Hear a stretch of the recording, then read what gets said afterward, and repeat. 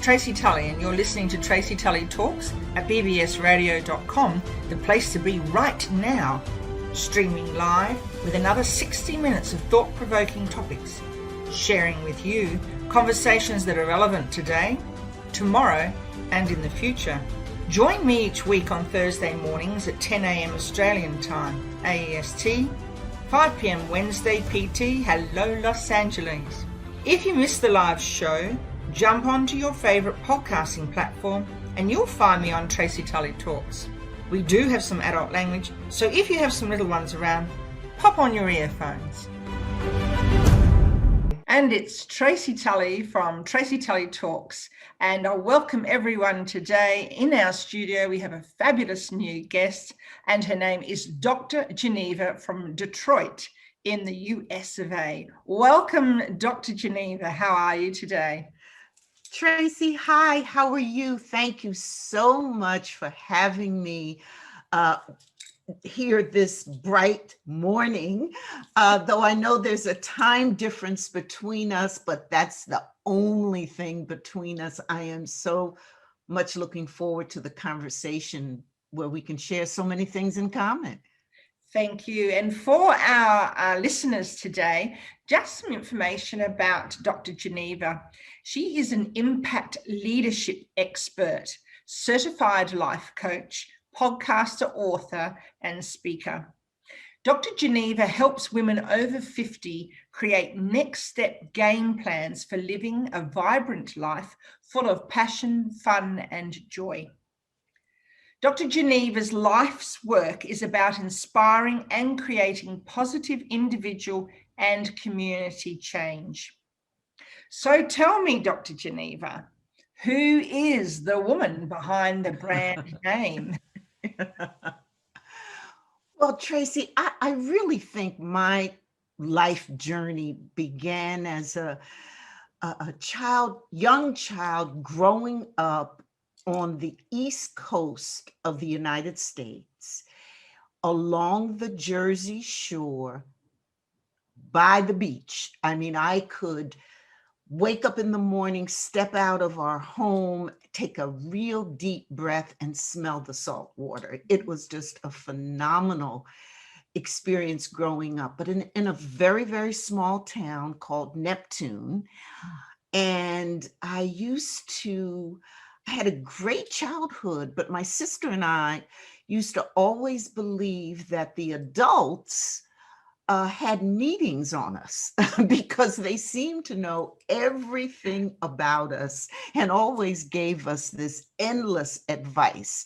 You know, they knew what kind of grades we were getting, what we had done the weekend before, whether or not we were in Sunday school and on time. It was almost like it seemed a conspiracy.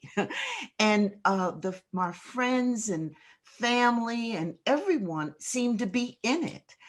And later on, though, Tracy, as I grew up, I realized that it wasn't a conspiracy. It really was more a community consensus around adults about what was important in raising and being with and setting expectations for young people.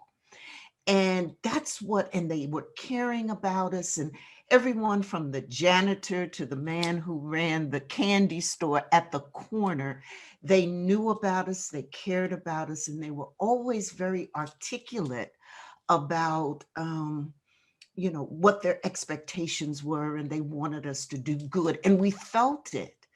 And then along with that, my parents, my mom was a school teacher and my dad was a government worker. My parents were also civil rights activists. And so they were constantly challenging the system, fighting for civil rights in housing, employment, education. My mom, for example, was the first Black elementary school teacher in our community. And also my parents took a housing when they were told they couldn't buy the home of their choice because of the color of their skin, they fought that all the way to the Supreme Court in New Jersey and changed housing laws forever when they won that suit.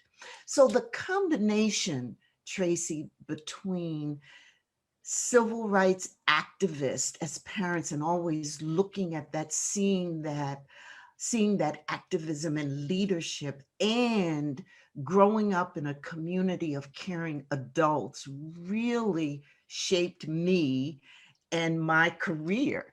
And that's why I ended up in, although I kind of stumbled into it, but that's why I ended up in, working in nonprofits and with individuals and helping transform communities and really making every part of what I do and, believe in.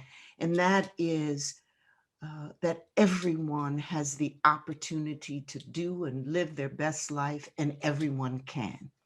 Mm-hmm. So that's really what's behind me, what drives me, what motivates me. So the analogy that it takes a village to raise a child was definitely true to your upbringing. Absolutely. A village to raise a child, and also, Tracy, to set, whether consciously or unconsciously, set standards of behavior. Because I think adults are always role models. Children always watch what adults do. And so the adults that I watched not only showed me caring and, they had expectations, but they really showed me that there were certain behaviors and certain things they wanted me to see me doing and to be successful. And so at a very early age, I learned not only about leadership, but also about success strategies, what you do, what you can do to be successful in life. And so that's what I do these days. I'm, I'm very passionate about sharing what I've learned, the mistakes I've made, the ups and downs of my journey, sharing that, teaching, informing, and inspiring others so that they can have, what they need, what they want to live their best life. Oh, wow. Now, I understand that you have had a sparkling career across quite a few different areas. Can you share with our listeners what what you've done since you've left school? Well, I mentioned I stumbled into my career, which I really did. I'm finishing college, and I've had this taste of independence, and I want to completely ignore what my parents want me to do, which is to continue my education, and they even offered to pay for it, but I'm wanting to be independent, strike out on my own, go and live in New York, in the big city, get my own place, do all of that. So, Tracy, after about a year that I was ready to do something else. And a sorority sister of mine said that there were openings for Blacks in social work at Bryn Mawr College, which was this prestigious university of social work and social research. And I had never, ever thought about social work, social research, community organizing, public policy. No, I hadn't thought about it, but I wanted to get out of what it was that I was not doing, and things weren't working out for me. And I said, hey, why not? So I packed my bags, left New York, went to Philadelphia, Pennsylvania, and found my purpose. And so I, specialized in learning all about how to transform communities, how to work in neighborhoods.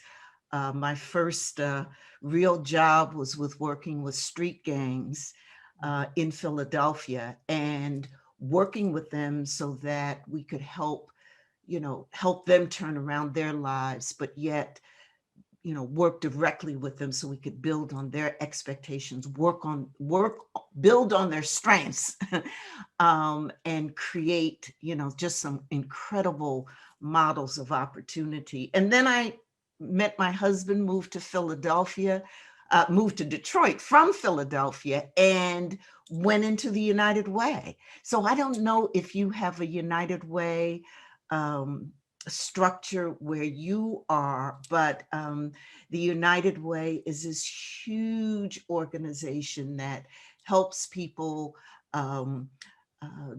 really is in every community, is in fact international, and one of the premier nonprofit organizations in the world. And so I, was there for 20 plus years. And then I went and started a new nonprofit that helped people solve problems, like everyday problems, like lack of employment, lack of great healthcare benefits, lack of, having a home, homelessness, a variety of social issues. And we got together to help people by bringing together different organizations to go after federal funding. Because the problem was that while the needs and issues were great, the resources to fund solutions for those problems was often not around. And so this new organization that was created that I was asked to lead, it was one of those innovative nonprofits, really attempted to connect the people at the national, federal level who had dollars to invest with really important programs in the community. So I led the organization that was to connect those two and then bring those dollars and create incredible programs that transformed lives. So I did that. And along the way, I also did some education work. I was a school superintendent, and then I started my own company. And so that's kind of been my career path. And Tracy, I'll tell you, I consider myself a late life entrepreneur, because in my 60s is when I decided to make the transition from this, really awesome, incredible experience of working in nonprofits and working in communities and neighborhoods and schools, to becoming, this business person.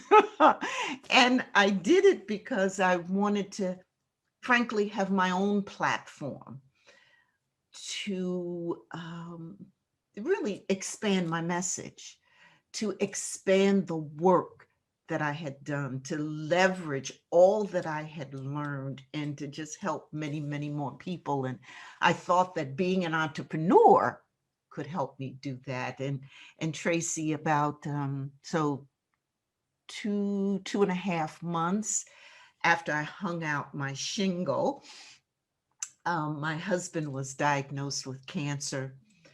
And then my mom and dad got sick. So that led me into a 4 or 5 year period of caregiving and just a, life I had never experienced. And then they both died within months of each other. And my husband and I, we had a wonderful 40-year marriage. And the three of them were my go-to folk. I was always in the business of helping others, and they were the ones who helped me, always. And so through that grief and loss, I had to put my life back together at a later age in life. And so, Tracy, I've just learned so much. And that, that's why, again, I'm so passionate, particularly for older women over 50, who feel, when you've reached that half century mark, you've gone through a lot of stuff. You Yeah. know, you really have. You have a lot of experiences. And many of us feel like we're not done yet, you know, and we wonder what this next half century is going to look like. And it can be a half century because we're living longer. And we don't want to just, well, I know I didn't just want to live longer. I wanted to live longer vibrantly. So Mhm. I wanted to be healthy. I wanted to look good. I wanted to feel good. And I still wanted to do good for my community and others. And so that's what got me into this. And that's what I'm doing now. And you look fabulous, fabulous, Well, absolutely. thank you. You Thank really you. are vibrant. So you're living what you teach in your business interim executive management. And so Yes. you've been across a vast area of education superintendent. Hmm. You've worked for not for profits, entrepreneurs, as well as executive leaders. So you have quite a repertoire in terms of helping individuals and community establishments to connect. Um, Tell me, what were some of the challenges that you've experienced in your business since you set it up? Oh, yeah. Well, I started off with probably the biggest challenge, which I shared, and that Mm, was, you know, having this dream, doing, you know, just leaving the comfort yeah, of a 40-year plus career, knowing what I was doing, knowing the people, you know, knowing everything there is to know about nonprofit life, you yeah, know, nonprofit organizations, doing all of that, um, leaving the comfort of that and making that transition to a mm, brand new thing I had never experienced. And then experiencing personal loss and tragedy and grief. So that was probably my biggest challenge. mm, Along the way, Tracy, I also experienced this well, am I good enough? yeah, Can I really do this, because I'm in a brand new field with little or no experience, and can I really do, you know, who do I think I am to think I can do this? yeah, You know, yeah, and so that was a huge challenge for me. um, and I also felt that, you know, that there were a lot of uh, technical and mm, technology that, you know, you need to know these yeah, days to run a business, and I wasn't really comfortable with that. So those were probably the biggest challenges that I faced: the personal loss and grief in the middle of trying to start something new, the sense of, you know, why am I here? Can I really do this yeah, thing? yeah, And then being not as digitally savvy as I thought I should be. And so those clearly were the challenges, but, you know, I can't, you know, leave them challenges without saying a little bit about how I dealt with them. And um, one was probably the biggest help for me is my faith. mm, And I recognize that, you know, I was pray all the time. And I realized that I believe that God was not done with me yet.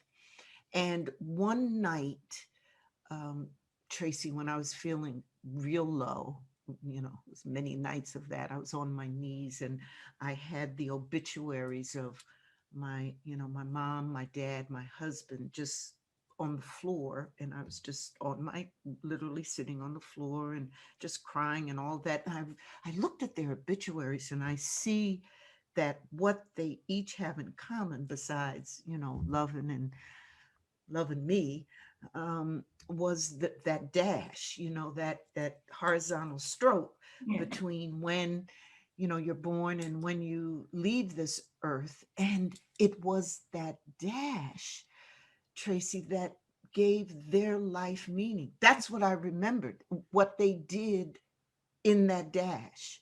And that's where that was my aha for me at that time, that dash was, in the living. That's what what I needed to do. And I had to find that meaning and purpose. So reimagining what I could do, having the faith,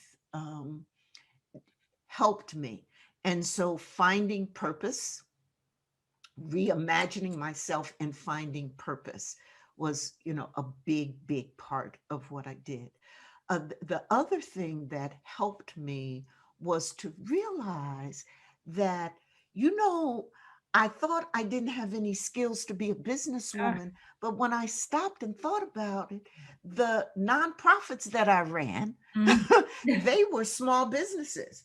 I was running multi-million dollar organizations, had tons of staff, successfully was managing those organizations. Those skills were transferable.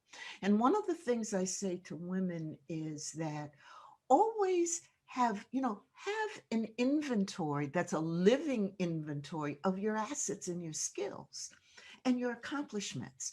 mm, You should know what you're good at, what you've accomplished, those things. And it should be a living, what I call a living inventory. That is, that you don't just write it down, which I do advise, write all of this down. You don't just write it down and, put it in a drawer somewhere. You post it so that you can see it all the time.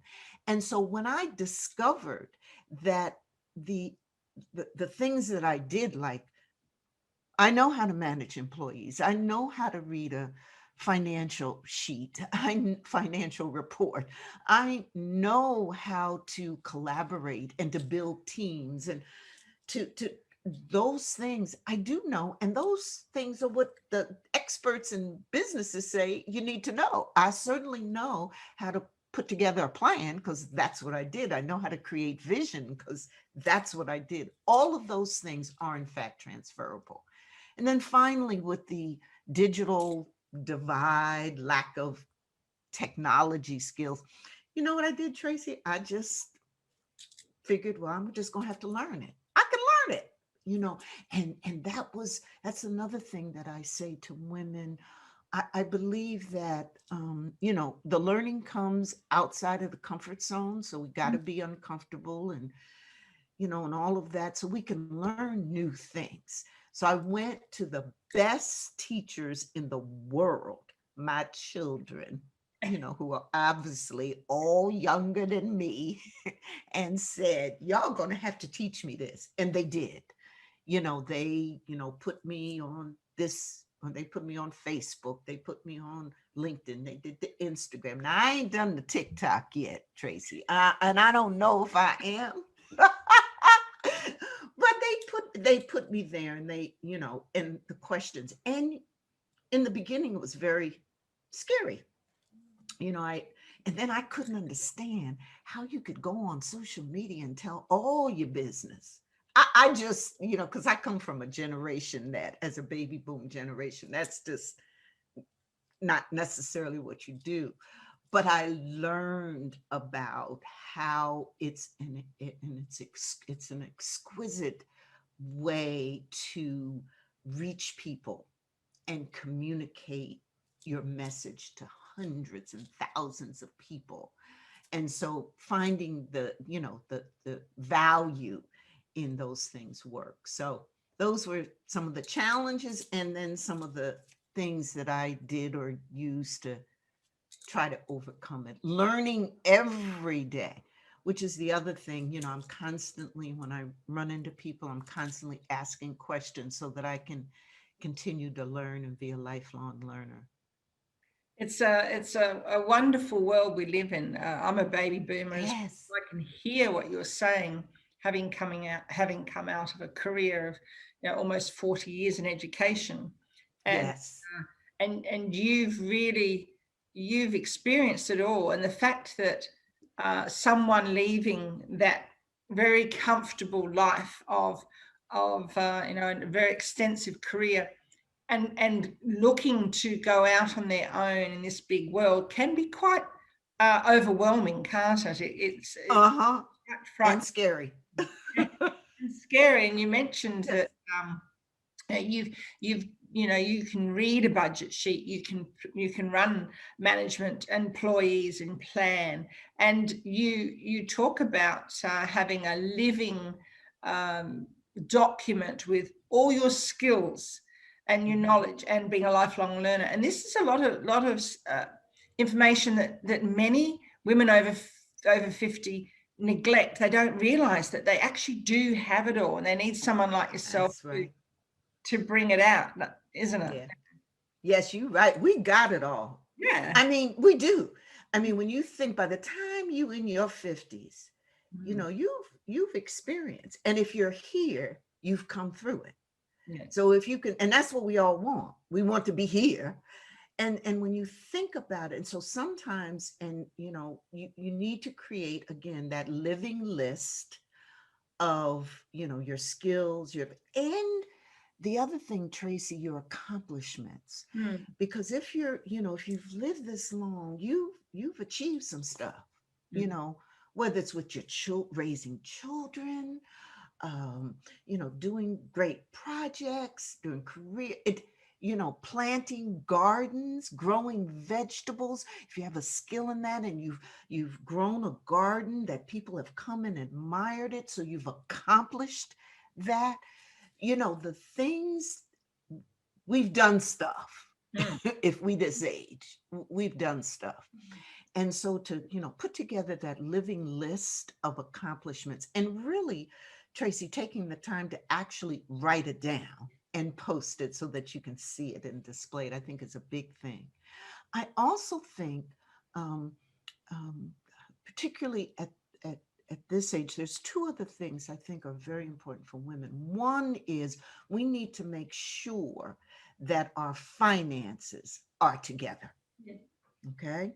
And so we, as particularly as women, I believe we need to get in our heads and create a game plan so that we are financially wealthy. Because it's very likely we will live a long time. It's very likely, if we're married, we'll outlive our spouse. It's very likely we will be on our own. And what we do know about women, older women now, is that a lot of them struggle financially. Yeah. And so at whatever age we are, we need to have a game plan for our financial wellness, well-being, as much as we think about our physical wellness. And then the third thing is back to plan. I believe we need to make a game plan. Okay. So we're, perhaps, I run into a lot of women say to me, well, I'm not done yet, but I'm just not certain about my next steps. I don't know what to do. And I believe that, hey, make an action plan, do a plan. And that plan starts with, and that's I've developed what I call the Vibrant Life Blueprint, which is a 4-step methodology to creating that vibrant life. And it starts with creating your vision.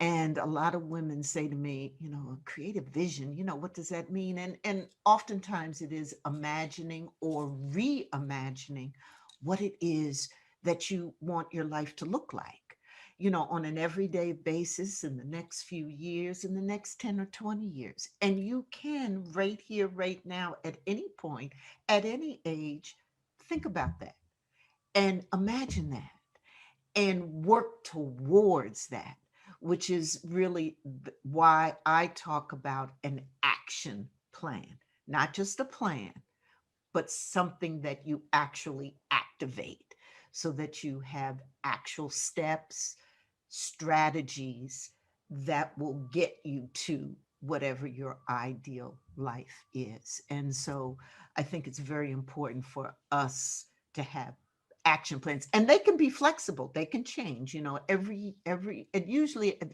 least once a year, I'll relook at my game plan and, kind of see if, things have changed. I'll look at my vision. Do I want to do other things? But so it's nothing that's, in concrete, nor should it be, because at every stage of our life, Tracy, we change, we develop, the things I would do or thought were important in my 20s and 30s, I don't even think now about, you know, I don't think about them now. So because we change, our perspective changes, our needs change, what's important changes as we go through our stages in life, we can have a vision and action plan for every stage in our life. And we can start at any age. It's never too late. Exactly. And I love hearing you say that, because a lot of women who get to their 50s believe that that's it. That they've served their purpose. They've raised the children and the garden and the house and the family and looked after everyone. But they have forgotten that they haven't looked after themselves. And Exactly. that you focus on, don't you? That self-care.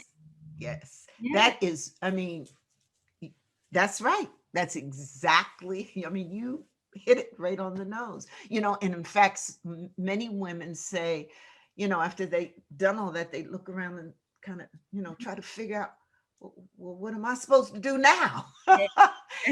Because so much was involved in those stages, those earlier stages of our life, for caring for others, raising others, getting our career, whatever it was, getting that on solid footing, accomplishing those things. And when you get to that half century mark, the other thing, Tracy, I know I felt, I said, well, I should be at a different point, a better point. Shouldn't I have conquered the world by now? You kind of wonder about that. You think maybe should be at a point that you're not. And then it's a time also, Tracy, where we as women find ourselves saying, well, I've always wanted to do something.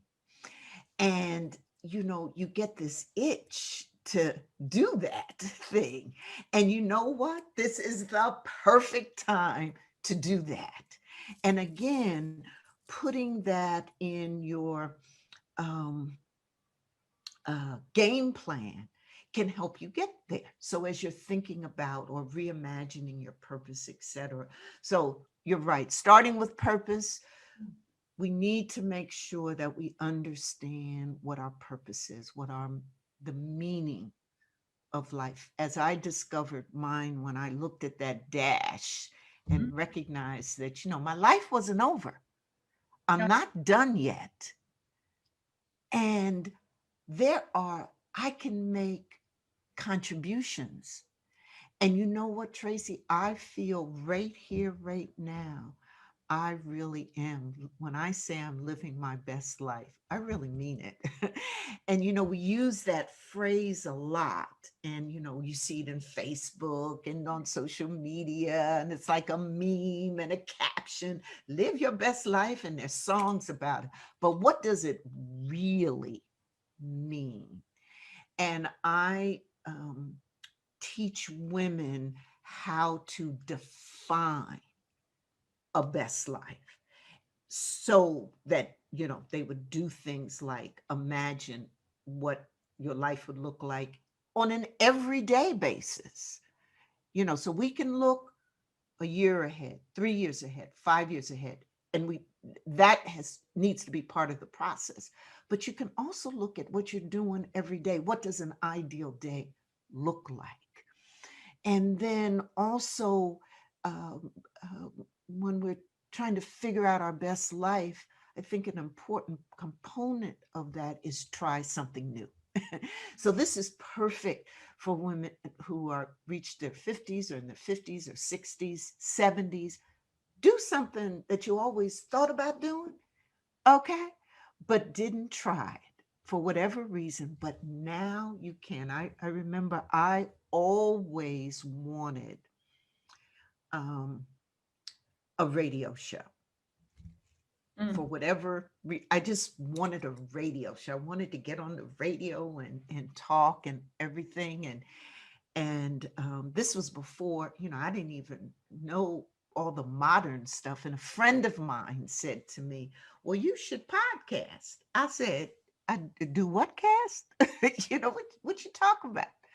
She said, you need to podcast. I said, well, what's that? And so she told me, basically it was getting a mic and plug it into a computer and talk. And I said, well, I want to do that. And so now 200 episodes later, with my Ignite to Impact podcast, I've achieved a dream I always had. And it was when I did this, and it was scary, and I didn't know anything about the technology. All of that. It was something new. It was something different. But I did it. And so can women. When you have a dream, you in fact can do it. So what I tell women is to figure out some things that you always wanted to do, and it was new. Spend some time doing some research, whatever background information you need to do, and then just commit to do it by the end of the year. Just try it. Yeah. Something new and different. Well, I love your attitude, and it's particularly poignant in that I think that women get to a point where they think they don't have anything more to contribute. And that's, I hear a lot of women say, is this it? Is this it? Is this all there is to life? And when I hear you and I've read your website and listened to you today, I can hear that how you ignite people and to take that step out and live in their discomfort, doesn't it? To be able to feel uncomfortable, and that's okay. It absolutely is. Yeah. It absolutely is, because that's where change happens. That's where you get that's where you learn new things. So yes, you will feel uncomfortable there, and you will, experience anxiety and perhaps some worry. But the thing to do is to, step on out there and do it. Make a game plan.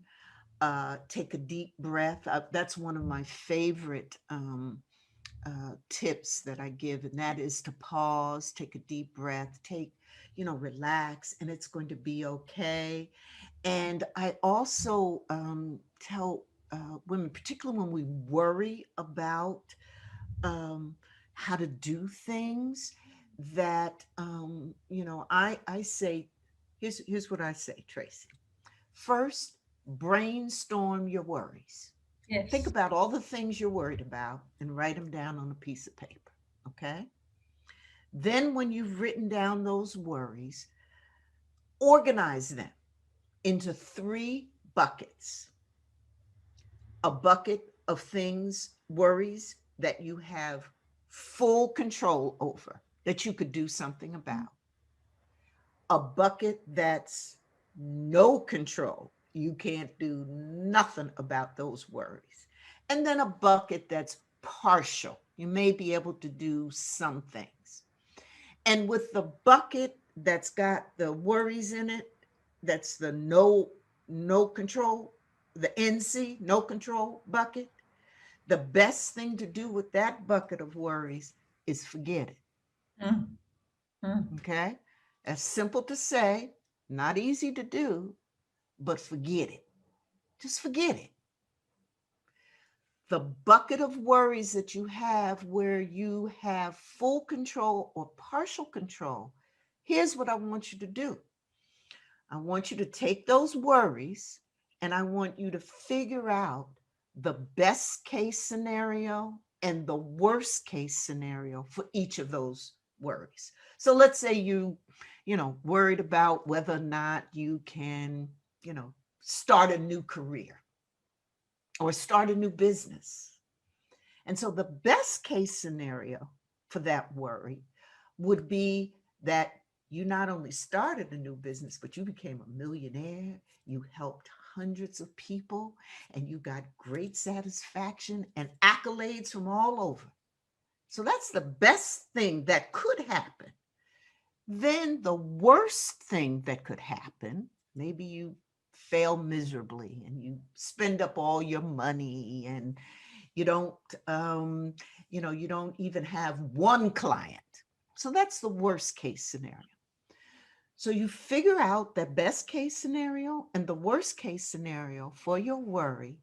And then, Tracy, you put together the steps that'll get you to the best case scenario and will eliminate or reduce the worst case scenario.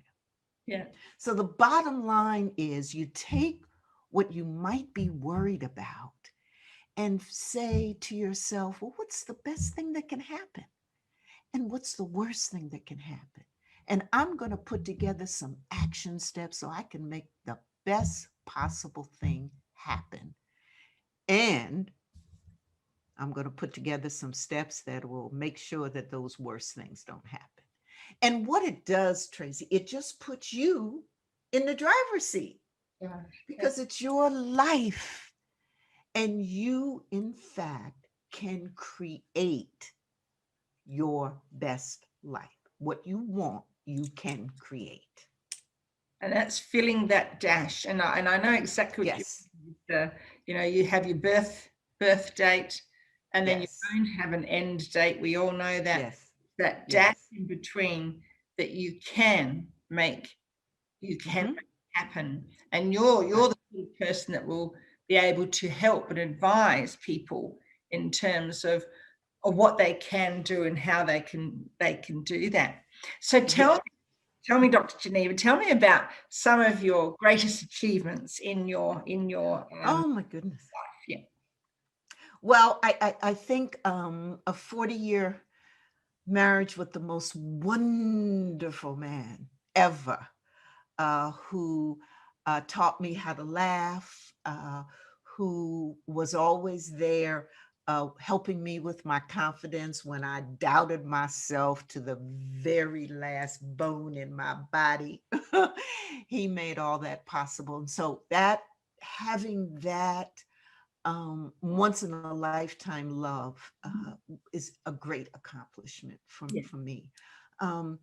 Raising 3 fabulous children, 2 of whom are adopted, was just, watching them live their own lives and just, they are contributing happy individuals is a tremendous accomplishment that fills me with pride and joy. And also I got grandchildren, so now see, I didn't have the direct accomplishment on that, but I do, I do take a lot of that credit. so that's just wonderful accomplishment. As I look back on the career side of things, I think raising over $120 million for community needs, helping children get immunizations and being well, finding homes for homeless people, housing for them, helping young people not only get a job, but also learn what it takes to be prepared for work, helping people, with their food, their fitness, and just those variety, just every social issue or community condition you can think of in one way or another, I've been involved in and have raised money for. So throughout my career, raising those millions of dollars to actually help people to see young people now have after school activities where before there were none. And knowing that I wrote the proposal, worked with others to get the dollars so that they could um, have something meaningful to do, to exercise, to play with others after school is just a great accomplishment. Um, and then I think, being where I am, what Mm. I'm doing right here, right now, in my 70s, loving life, but making sure that I'm continuing to contribute, give back, share the wisdom that I've learned, which is very common for us women over 50, because we've acquired a wisdom and a practical experience that makes us queens at this age. I mean, it really does. And so being able to share that, I think, is it's great. It makes me feel good. Yeah, wonderful achievements in your life, and I'm blown away by what you've done, because I have read about what your achievements, etc., and I love reading about it. I hope to get to visit you next year. Oh, yes. Oh, I would love that. Yeah, definitely. That's my dream. I'm hanging on to it. That's for sure. And I spoke Good. to Tonya McNeil Weary not long ago. Yes. And she said she was hoping to bring a group over for the author awards in Melbourne and Victoria Yes. this year, but Yes. I don't think it's going to be running this year, but certainly next year. Now tell me, have you written some books? Mm-hmm. Yes. Yes. Yes, I have. And my friends would tell me I should have them right here so I could hold them up and show them, but I don't, but I can tell you about them. Tell us. And they're in my bookcase, but I know. But so I wrote a book, Tracy, about my dad. I mentioned earlier that my parents were civil rights activists, and the struggle and challenge, but victory Yes. that they had in challenging the racial discrimination in housing and Mm. injustice. Mm. And so I wrote a book about that impact that he had. It's called Justice on the Jersey Shore. And I talked about his impact and his struggle, everything from the death threats to the hate mail to just his genius at being able to see the target, see the dream, keep the eyes focused, and move through that and be successful. So I wrote a book about that and the leadership lessons that I learned. And he wanted me to write the book, and we started writing it together. Oh, good. But it was to be that, but he passed before it was complete. Though he saw the final draft and thought it was good. He Good. told me, Gigi, that's my family nickname. He says, Gigi, it's good. Oh, And so he saw that. So that's a book. And then I wrote a book, Living Life Over 50. Now, I'd have to do a book on that, Tracy. And so Living Life Over 50, I explore the ways to, have a vibrant life, tips, and just thoughts about everything from style and dressing to creating your best dream, to it's just chapters of tips and techniques and my thoughts. And then I have what I call a bundle, a Why Worry, Stay Positive bundle.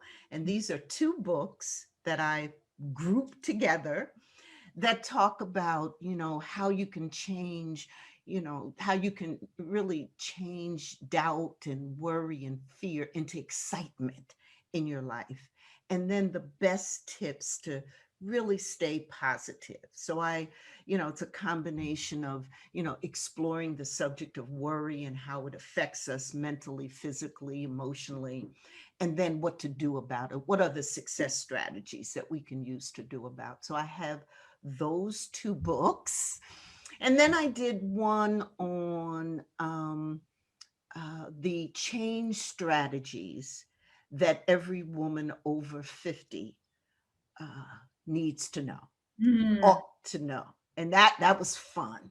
And all of these, you can get on my website. You can get access to it. And then I'm coming out with a new series of books on imposter syndrome. Ooh.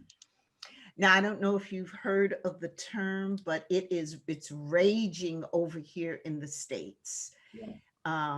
In terms of that, that imposter syndrome, this feeling of fraud and I'm not good enough and why am I here? And all of these, what I call self-doubt thoughts and actions, because how we think leads to how we act. Mm. And so I'll be, in the books that are coming out, I'll be exploring the phenomena of imposter syndrome, how it affects us, how it shows up, particularly in the workplace, and then the solutions and strategies to get rid of it forever. Okay. And so I found that, and even though it's really, the term has been around for a while, but it seems the millennials, the Gen X generations are really kind of use that term. But I find that a lot of the self-doubt and, am I good enough, kind of, transition, you have it at almost any age group. And I think all of us, I know I have had those feelings. Yes.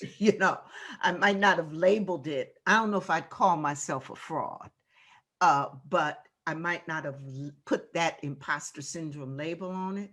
But I clearly have been in situations where I've felt anxious, fearful. Am I supposed to be here? Nervous about it. Now, and I explore in my books also that those internal feelings, but then there are external forces, particularly if you're a woman, and if you're a woman of color, we cannot deny the biases that are there, the sexist and racist comments and et cetera, and systems that are there, in fact, telling us that we don't belong. Yeah. Or we're not good enough, or questioning why we're here. So there's this external and internal dimension to imposter syndrome. So I'll be exploring all of that in my new books coming out. Oh, I look forward to reading those. Dr. Geneva, we're almost finished our interview. Can I ask you one last question? Yes. And that would be, what's one fun fact about you? Oh, well, first of all, I love to have fun.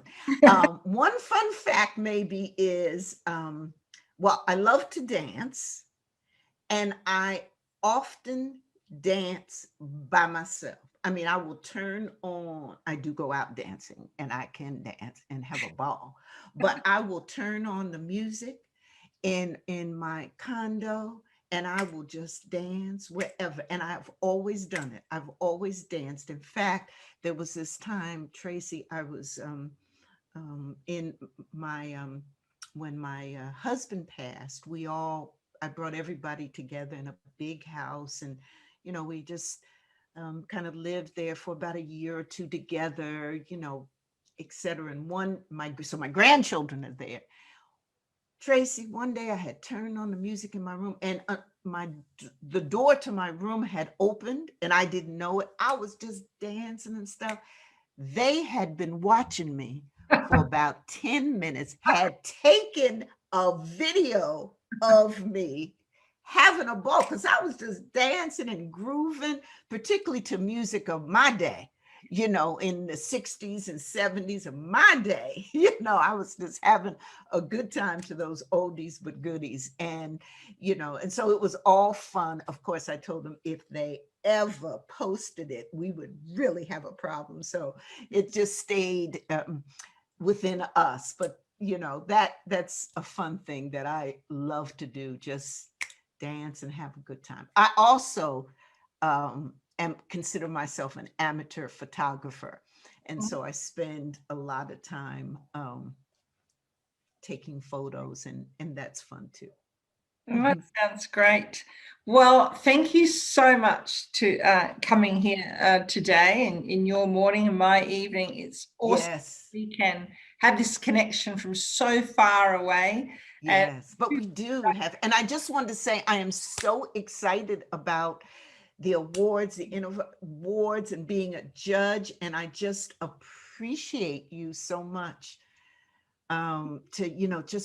to see from an international perspective, to learn about, to celebrate all of the leadership and everything and service that's happening around the world through your awards program. So thank you for including me in it. Oh, my pleasure. And it's just lovely to have you on board and a judge for our awards. It's very, very exciting that we have a classy lady like yourself, and with thank you. The caliber of your strength and your breadth and your knowledge and skills. We're very, very fortunate to have.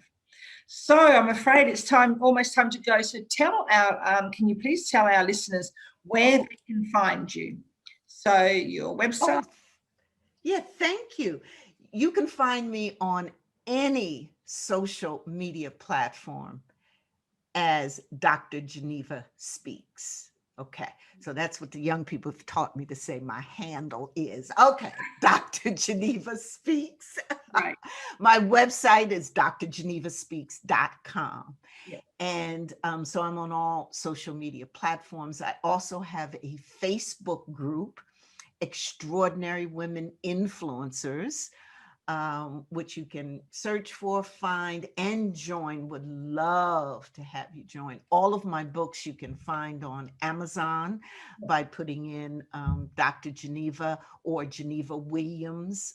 You can find my books, and to get my Vibrant Life Blueprint course or my Why Worry bundle, all of that is on my website at drgenevaspeaks.com. Well, thank you so much. And for our listeners today, you will be able to find Dr. Geneva on her website, drgeneva.com, and Dr. Geneva Speaks on her social media. It's been wonderful having you here on Tracy Tully Talks, and I look forward to meeting you in person, hopefully next year. Yes, and look forward to that. Yes, thank you so much for coming. And so for our listeners today, thank you so much for being here for another 60 minutes of inspiring conversation with Dr. Geneva all the way from Detroit. Thank you and farewell. Thanks for listening to another 60 minutes of inspiring talking points on Tracy Tully Talks, brought to you by bbsradio.com. Tune in every Thursday morning at 10 a.m. Australian time, AEST, and 5 p.m. PT time in America. Leave me a message on my website at www.bbsradio.com/Tracy Tully Talks. If you're interested in lifting the profile, presence, and profit of your business, sponsorship opportunities are available. Until next Thursday, it's goodbye from me.